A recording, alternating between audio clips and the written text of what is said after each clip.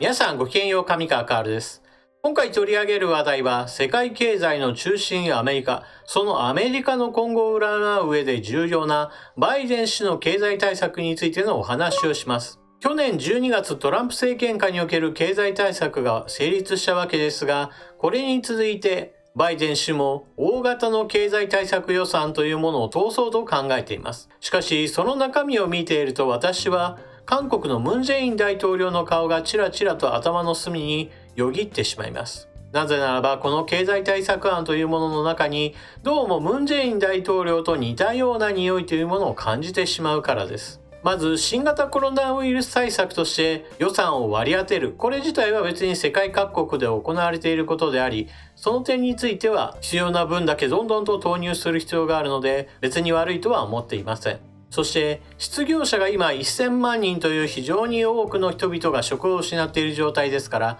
インフラ投資を積極的に行い、これにより失業者を吸収しようというのもアメリカらしい政策だと言えます。なぜならばアメリカにおけるインフラは非常に劣化しているということが以前から何度となく警告されています。例えば高速道路においてまだまだ人々が利用しているその最中においても橋が崩落し、その崩落に巻き込まれた人々が亡くなってしまうという事件も以前にはありました。そのような例が上がるほどにアメリカのインフラというものは方針が追いつかないで老朽化が進んでいます。ですから今回の件をもって大型の予算を組んでインフラを整備し直すというのは失業者対策としても経済対策としてもそれなりの効果が期待できます。ただしバイデン氏は今後も大型の経済対策予算というものを連続的に行っていきたいと話しています。それこそ今年だけではありません。来年も再来年もその次もといった具合です。もちろんそのような継続的に大量の予算というものを投入するのですからお金が足りるわけがありません。そこで出てくるのが大企業への規制や増税、そして高所得者を対象とした同じく増税です。アメリカにおける貧富の差というものは拡大の一途をたどり、そして今はまさに一番悪い状態だと言えます。個人資産の第1位、2位はガーファムの一角であるアマゾンの CEO ジェフ・ベゾス氏、そして2位についているのは電気自動車メーカーテスラのイーロン・マスク氏だと言われていて、その個人資産の額というものは株式を大量に保有しているため、その額というものはかなり変動が激しいのですが、おおよそ16兆円から18兆円ぐらいになっています。一方でアメリカの失業者の数は1000万人をこの新型コロナウイルスの影響で発生していますから、それらの人々との格差というものはひどく開いてしまっています。さらに言うと、各国の政府と中央銀行はこの新型コロナウイルスによる影響をなんとか中和しようと資金を大量に放出しています。その影響もあってアメリカにおける資産家上位500人ほどを取れば、彼らの保有する金融資産というのは400兆円を超えると言われています。このような状況だからこそバイデン氏ははっきりとこう言えます。大企業に増税すべきだ。そして高所得者に増税すべきだ。彼らからの富というものを多くの人々に分け与えようということが言えます。これは何も民主党の支持者だからこの意見に賛同できるわけではなく、アメリカの国民、それこそ共和党側にも同じように貧富の差が拡大しすぎていると考える人がたくさんいますから、こうした意見には同調しやすい部分があります。実際その通りであまりにも格差は拡大しすぎています。しかし格差を是正するためにどのようなことをするのか、そのやり方を間違えれば大企業に対する規制がきつすぎたり、もしくは増税をしすぎたり、さらには高所得者に対する増税といったものが一般的な国民にとっても、例えば株式市場の暴落といったような形で大きな被害を招きかねないという点においては、さじ加減を間違えればその悪影響は絶大になります。また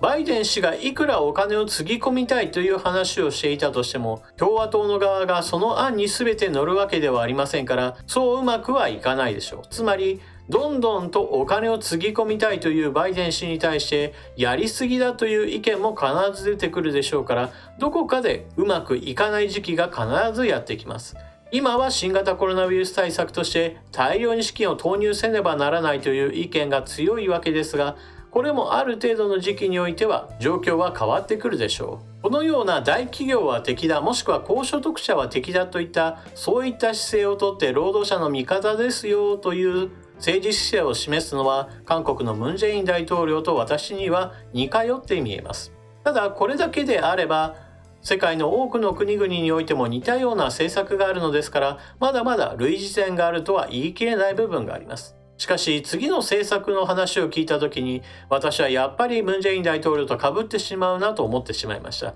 それは最低賃金2倍という政策です。アメリカの連邦最低賃金は7ドル25セント、これを15ドルまで上げようという政策です。日本の都会と田舎で賃金の格差があるのと同じように、アメリカにおいても同じように、経済が発展した州や都市というものの最低賃金が高いのに対して、経済が発展していない寂れた地域において賃金は安い傾向にあります。そのため最低賃金に近い収入で働いている人々はどうしても生活が苦しくなってしまいます。そこでアメリカにおいても都会の最低賃金を見習って最低時給15ドルを求める Fight for $15 という労働運動があります。時給7ドル25セントでいくら働いても生活が苦しい、8ドルでも同じでしょうし、9ドルでもまだまだ不満かもしれません。そのような人々にとっては都会の時給15ドルというのは非常に魅力的ですから、我々も都会の人々と同じように働いているのだから、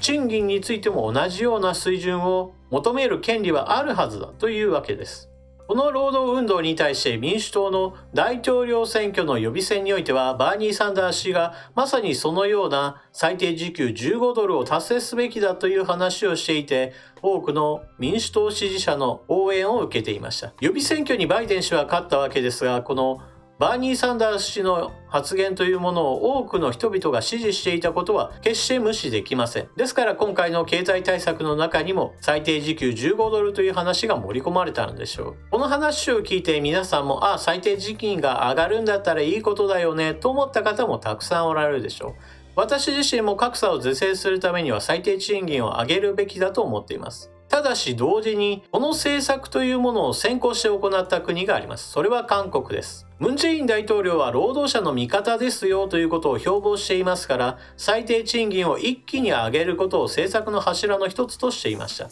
しかし実際にいざ行った韓国において何が起こったかをまず言いましょう。韓国においては最低賃金が急上昇したことによって中小零細企業が一気にリストラを始めてしまいました。単純に人件費が一気に上がったのですから、売上が変わらない状態においては経営が悪化するだけだったからです。また今雇っている人たちを辞めさせるだけではなく、新規の雇用についてもやはり労働賃金が高いということを理由としてなかなか雇えないという、そういった就業機会の創出というものも発生してしまいました。そのために韓国においては目標値に届くはるか前においてこの政策そのものがストップされています。理論上においては多くの人々に富をもたらし格差を是正するというふうに考えられている最低賃金の値上げなわけですが、いざ実行してみるとうまくいかないというわけです。ただしうまくいかなかったというのには一つ原因があります。それは政治的な成果というものを求めて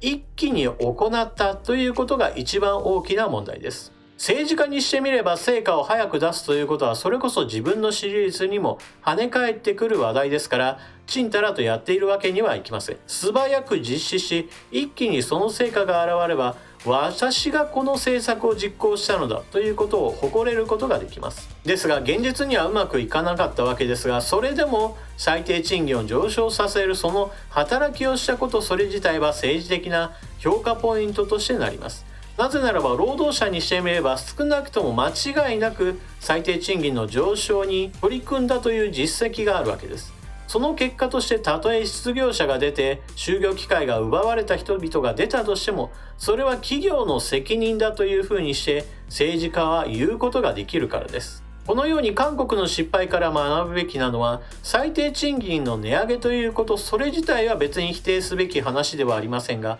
成果を求めて一気に行うことそれ自体、そのスピードは十分に調整しなければなりません。つまりゆっくりと行うことです。目標値としてこのぐらいですよというその目標値それ自体も少し低めに、そして時間軸としても長く取る必要があります。例えば大統領就任1年目においてさあ一気に上げるぞなどというような請求さはこの政策には合いません。バイデン氏の最低賃金の値上げというのはそれこそ韓国のムン・ジェイン大統領が行ったような国民向けのアピールとしての面というのがかなり出てしまうのではないか。そしてそのために政策がうまく機能しない可能性を私は危惧しています。そして大企業は敵だ、高所得者は敵だ、彼らから富を奪い、そして多くの国民にばらまくような形で貧富の拡大を是正しなければならないというこういった意見に対しては国民の支持は受けやすいですが、しかしそのやり方を間違えば実質経済の発展には大きな阻害要因となります。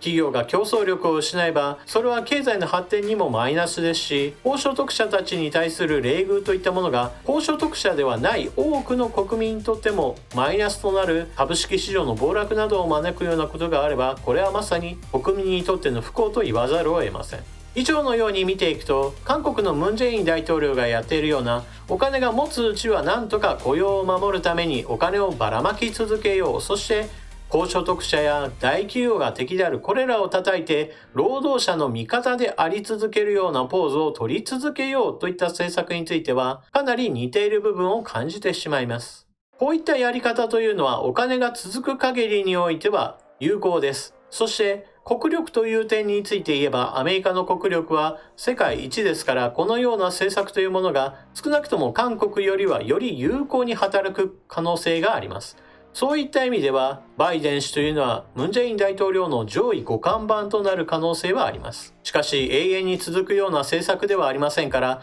資金が途切れるところがそれこそアメリカ経済の混乱を招くような話へとつながる可能性も十分あります。そういった意味においてはバイデン氏の経済政策がどこまで続くかというのは私はかなり不安です。ちなみに日本においても同様の手段をとって多くの人々の支持を集めようとする人は必ず出てくるでしょう。現在においてもすでにその目というものは見られていて、大企業は敵だ、高所得者は敵だ、彼らから富を奪い、そして多くの人々に再配分すべきだといった意見には実際多くの日本人の支持を集める可能性があります。そしてムン・ジェイン大統領やバイデン氏のように最低賃金を一気に2倍に上げようといったことを言う人もいるかもしれません。こういった誰かや何かを標的とする場合、